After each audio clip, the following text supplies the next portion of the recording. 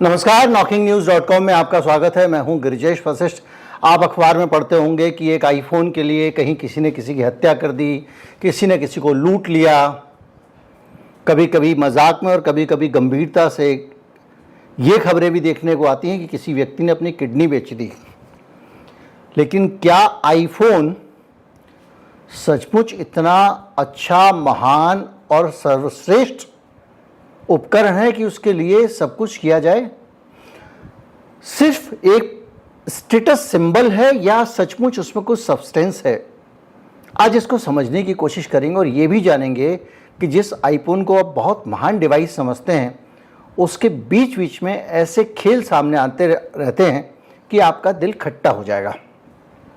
कहीं मत जाइए, चैनल को सब्सक्राइब कर लीजिए। आप जानते हैं कि मैं केवल एक खबर नहीं बताता हूँ, उससे जुड़ी काफ़ी इतिहास, भूगोल की जानकारी भी आपको देता हूँ।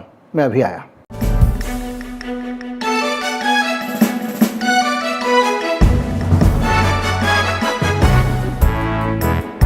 अभी एक हफ्ता भी नहीं हुआ है, आईफोन का 15 आईफोन का 15 लॉन्च हुआ है और उसको लेकर ज़बरदस्त हलचल है। और उसकी जो खासियतें हमारा देश का मीडिया बता रहा है, उसमें सबसे बड़ी खासियत ये बता रहा है, तो जो चार्जिंग पोर्ट होगा वही जहां आप लगाते हैं, अब पिन लगाते हैं चार्जिंग वाला। पहले पुराने ज़माने में नोकिया का पतला पिन आया करता था, तो वो चार्जिंग पोर्ट अब टाइप सी पोर्ट होगा। टाइप सी एक इस तरह का पोर्ट है जिसको उल्टा लगाओ या सीधा लगाओ सही फिट होता है, ऐसा यूएसबी है वो।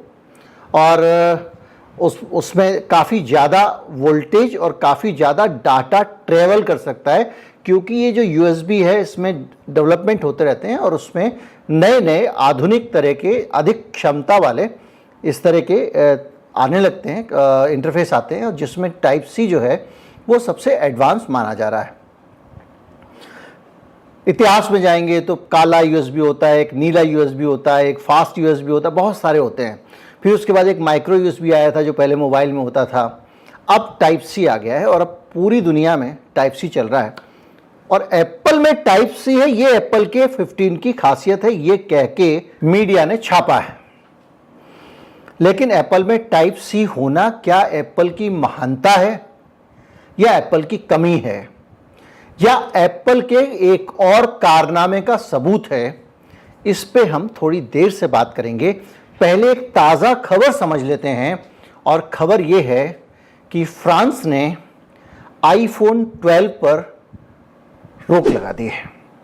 फ्रांस का कहना है कि रेडिएशन जो होता है उससे बहुत ज़्यादा होता है, एक परमिसिबल लिमिट होती है, रेडिएशन की एक अधिकतम सीमा होती है, उससे ज़्यादा रेडिएशन आईफोन 12 से हो रहा है और इसलिए फ्रांस ने उस पर रोक लगा दी है। फ्रांस है, यूरोपियन यूनियन है, ये लोग अपने नागरिकों के स्वास्थ्य के प्रति काफ़ी सचेत रहते हैं।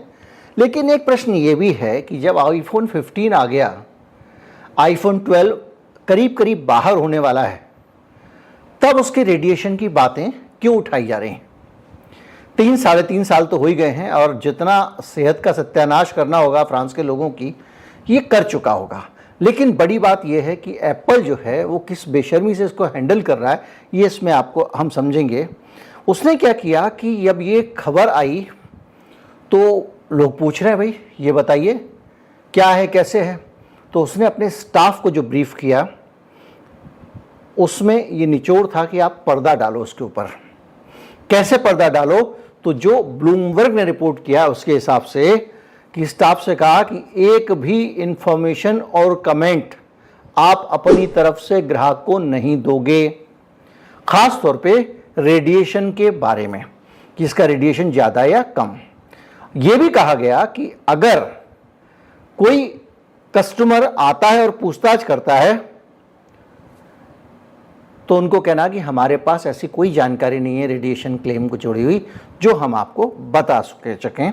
इसके अलावा टेक सपोर्ट स्टाफ को कहा गया है कि अगर कोई कहता है कि भैया ये वापस करो, अपना रेडिएशन ज़्यादा है, या दूसरा पीस दो, तो उसको नहीं मानना है जब तक कि परचेज पिछले 2 हफ्ते में ना हुई हो। और ये रिटर्न पॉलिसी का नॉर्मल रॉम है, जो उसका नॉर्म है उस हिसाब से इसको रखा गया है। कस्टमर अगर ज़्यादा पूछे तो कह दो कि हम जो हैं सिर्फ जो है all product undergo rigorous testing and ensure their safety. हम सारे प्रोडक्ट की टेस्टिंग करते हैं और उसकी सेफ्टी का ख्याल रखते हैं। बस ये फ्रांस का नहीं है, ये पूरे देश में, पूरी दुनिया में एप्पल को यही बोलना है, एप्पल के लोग यही बोलेंगे।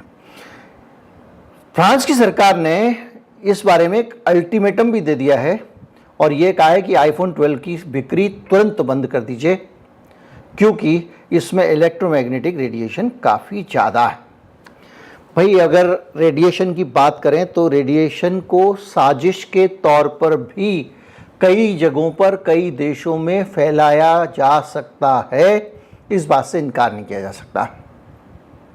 ऐसे आरोप लगते रहे, ऐसे कई तरह की चीज़ें, इसीलिए वो जूही चावला तो सुप्रीम कोर्ट चली गई थी कि ये जो 5G आ रहा है, ये 5G का रेडिएशन लोगों को नुकसान पहुंचाएगा, ये करेगा, बहुत सारी बातें आई थी। तो अगर यहाँ पर ज़्यादा रेडिएशन निकल रहा है, फ्रांस की सरकार कह रही है, तब तो समझना पड़ेगा ना। और लगातार एप्पल को फ्रांस की सरकार वार्निंग देती आ रही थी। अब हालत ये है कि जब वो फेज़ आउट कर रहा है एप्पल, जब आईफोन 12 को, तब ये सामने आ रहा है। और भारत और पूरी दुनिया में एप्पल का ये 12 जो है काफ़ी प्रसिद्ध हुआ था और करीब 10 करोड़ के करीब इसकी डिवाइस 7 महीने में बाज़ार में बेच गई थी। और ये डाटा है काउंटर पॉइंट रिसर्च का। इसको लेकर अब बहुत सारी चीज़ें आ रही हैं, इस पर चर्चा हो रही है, इस पर बहस हो रही है, अखबारों में भी खबर आप देख लेंगे कल का अखबार जब आएगा, और या हो सकता है कि आप जो है वो इंटरनेट पे इस खबर को देख लें। लेकिन अब टाइप सी की कहानी पे आते हैं। ये टाइप सी की कहानी आज की नहीं है, ये कम से कम 20 साल 15 साल पुराना मसला चला आ रहा है, जिसके अंदर पूरी दुनिया के जो मोबाइल बनाने वाली कंपनियां हैं, उन लोगों ने मिल बैठ के तय किया कि भैया हम लोग अब जब बनाएंगे तो अपनी डिवाइस में कम से कम चार्जर एक ही रहे, किसी भी कंपनी का फ़ोन हो उससे चार्ज हो जाए। ऐसा क्यों किया गया? ऐसा इसलिए किया गया कि जब आप चार्जर आप खरीद के लाए, नोकिया का मोबाइल जैसे पुराने दौर में चले जाएं, तो आपके मोबाइल में मोटी पिन का चार्जर लगता है। फिर आप एक और मोबाइल लेके आए, उसमें पतली पिन का लगता है, तो ये चार्जर तो बेकार हो गया। तो जब ये चार्जर बेकार हो गया तो इसको कूड़े में फेंकना पड़ेगा।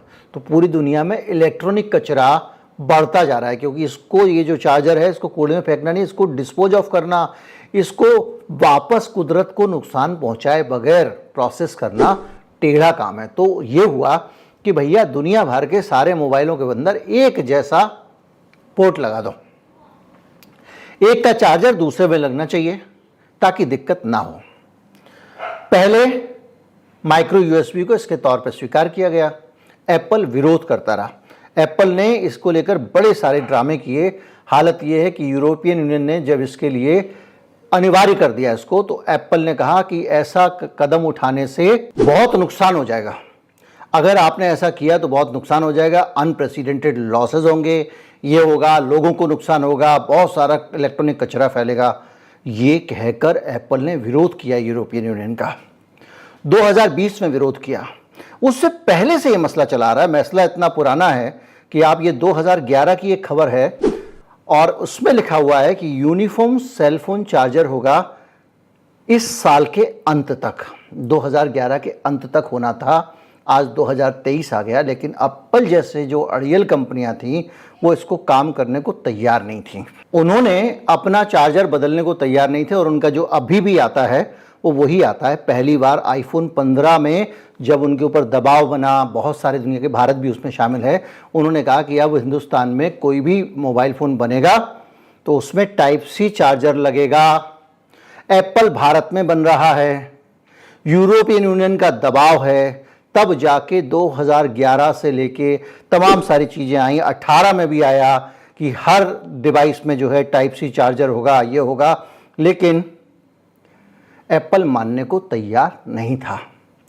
यानी सारे मोबाइल फ़ोन कंपनियां जिस रास्ते पर जा चुकी थीं दुनिया में प्रदूषण को हटाने के लिए, एप्पल उसको मानने को तैयार नहीं था, अब जाके माना है।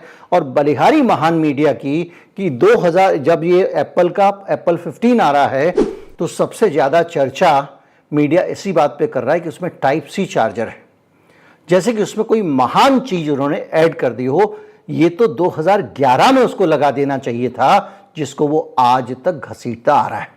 फ्रांस की सरकार लगातार एप्पल को कहती रही कि आपके फ़ोन में खराबी है। आईफोन 12 ये बेचता रहा और धीरे धीरे इसने ये नौबत ला दी जब आईफोन 12 के बाहर आने का समय आ गया, और तब हार के फ्रांस की सरकार को उसकी बिक्री पर रोक लगानी पड़ी है कि अब आईफोन 12 नहीं बेचा जाएगा। अब आते हैं एक और असली वाली पे, जिसको सुनकर आपको लगेगा कि जिसे हम श्रेष्ठतम फ़ोन मानते हैं उस कंपनी की ऐसी हरकत। मामला सितंबर 2023 का है। अमेरिका के कई हिस्सों में और दुनिया में कई देशों में लोगों ने एक साथ एप्पल के ऊपर मुकदमे किए, और वो मुकदमे किए उसमें ये आरोप लगाया गया कि आईफोन जो है उसके नया संस्करण आते ही, जैसे ही नया आईफोन आता है, ये पुराने आईफोन की जानबूझ के स्पीड कम कर देता है। भाई आरोप लगा, मुकदमा लड़ना चाहिए था, जीतना चाहिए था। तो एप्पल पे जब ये आरोप लगा तो एप्पल को लगा कि भाई मामला फंस गया है, अदालत में है, तो उसने आउट ऑफ कोर्ट सेटलमेंट करने के लिए $500 मिलियन यानी $50 करोड़ का क्लेम सेटल किया। और उसमें ये आरोप था कि ये जानबूझकर अपने पुराने वाले जो फ़ोन आते हैं उनकी रफ्तार को कम कर देता है। यानी जैसे आईफोन 15 आ गया है तो आईफोन 14 की रफ्तार को ये जानबूझ के अपडेट आएगा, ये उसको कर देगा कम, ताकि आपको लगे कि भाई फ़ोन तो बड़ा ख़राब चलता है, अब अपग्रेड कर ही लेना चाहिए, ये फ़ोन पुराना हो गया है। जबकि फ़ोन पुराना नहीं हुआ है, उस फ़ोन को जानबूझकर स्लो कर दिया गया है ताकि अगला संस्करण बेचा जा सके। ये आरोप लगा था। ये आरोप लगाने के बाद में जब इन्होंने वहाँ पे अमेरिका की अदालत में कई जगहों से ये क्लेम आया तो $500 मिलियन यानी कि $50 करोड़, यानी कि 83, 82, 81 जो भी रेट चल रहा हो उससे कर लीजिए गुना, इतने रुपए इसने लोगों को सेटलमेंट के लिए दिए कि जान छोड़ो।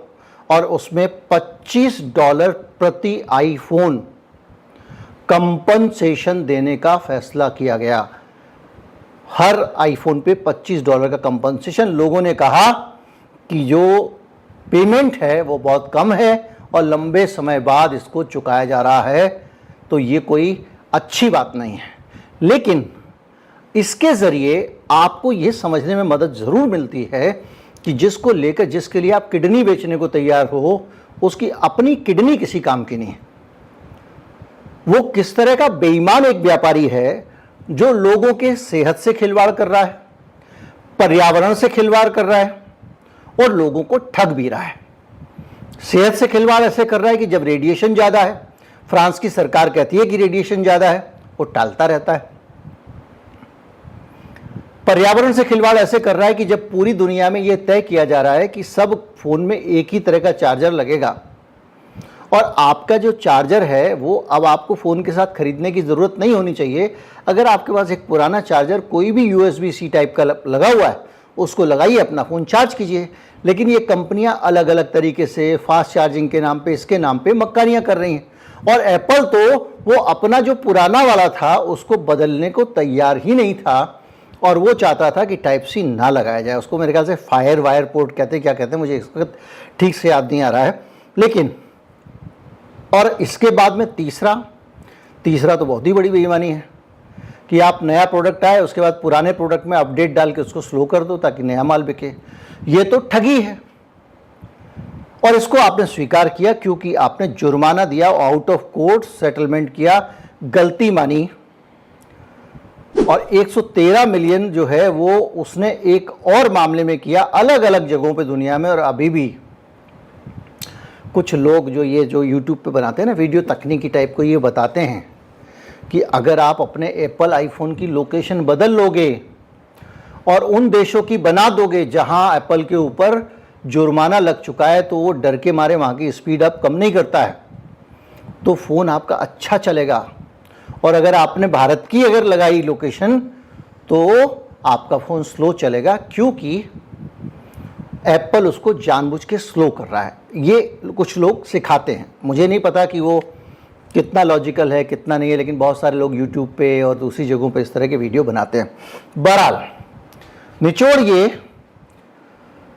कि एप्पल जो है उसके ऊपर ऐसे ऐसे करामातों के आरोप लगते रहे हैं, और जिसको आप सर्वश्रेष्ठ प्रोडक्ट मानते हैं वो आपके साथ क्या खिलवाड़ कर रहा है ये भी स्पष्ट है। तो भैया समझाना बच्चों को बड़ा मुश्किल है, हम तो अपने बच्चों को नहीं समझा पाते हैं, वो तो आईफोन पे अटके रहते हैं।